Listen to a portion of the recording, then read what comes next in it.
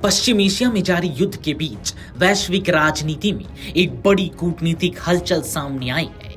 America और रूस के बीच सीधे संपर्क ने अंतर्राष्ट्रीय स्तर पर नई चर्चा छेड़ दी है।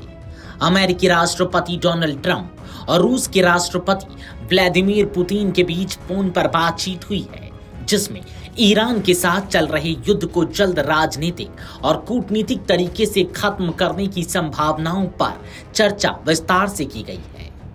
यह बातचीत ऐसे समय हुई है जब पश्चिम एशिया में तनाव लगातार बढ़ रहा है और कई देशों को आशंका है कि यह संघर्ष बड़े क्षेत्रीय युद्ध में बदल सकता है। ऐसे माहौल में दो बड़ी शक्तियों के नेताओं के बीच संवाद को महत्वपूर्ण माना जा रहा है। रूस के राष्ट्रपति के कूटनीतिक सलाहकार यूरी उशाकोव ने इस बातचीत की जानकारी देते हुए कहा कि ट्रंप और पुतिन के बीच हुई चर्चा खुली और रचनात्मक रही। उनके अनुसार दोनों नेताओं ने ईरान से जुड़े युद्ध और उससे पैदा हो रहे वैश्विक हालात पर विस्तार से विचार विमर्श किया। उशाकोव ने बताया कि पुतिन ने इस संघर्ष को जल्द समाप्त करने के लिए कई राजनीतिक और कूटनीतिक विकल्पों का सुझाव दिया। उन्होंने यह भी कहा कि रूस लगातार इस संकट को शांत करने की दिशा में प्रयास कर रहा है और इसके लिए कई देशों के नेताओं से संपर्क बनाए हुए है।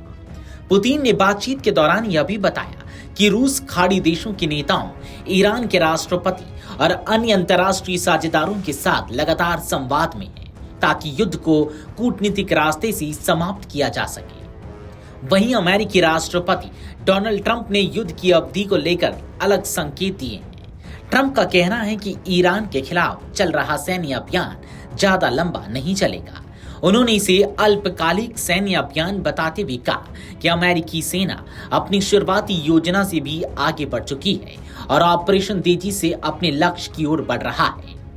ट्रंप ने हाल ही में एक कार्यक्रम के दौरान दावा किया कि युद्ध के दौरान ईरान की सैन्य क्षमता को भारी नुकसान पहुंचा है। उनके मुताबिक ईरान की नौसेना, संचार प्रणाली और वायुसेना को गंभीर क्षति हुई है, जिससे उसकी युद्ध क्षमता कमजोर हुई है।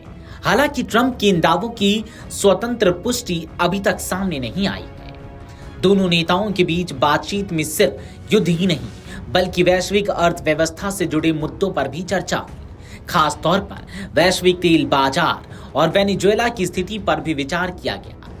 पश्चिम एशिया में बढ़ते तनाव का सीधा असर अंतर्राष्ट्रीय ऊर्जा बाजार पर पड़ रहा है और तेल की कीमतों में उतार चढ़ाव देखने को मिल रहा है। विशेषज्ञों का मानना है कि यदि यह संघर्ष लंबा खिंचता है तो इसका असर सिर्फ क्षेत्रीय राजनीति तक सीमित नहीं रहेगा, बल्कि वैश्विक ऊर्जा आपूर्ति, व्यापार और सुरक्षा व्यवस्था पर भी पड़ सकता है।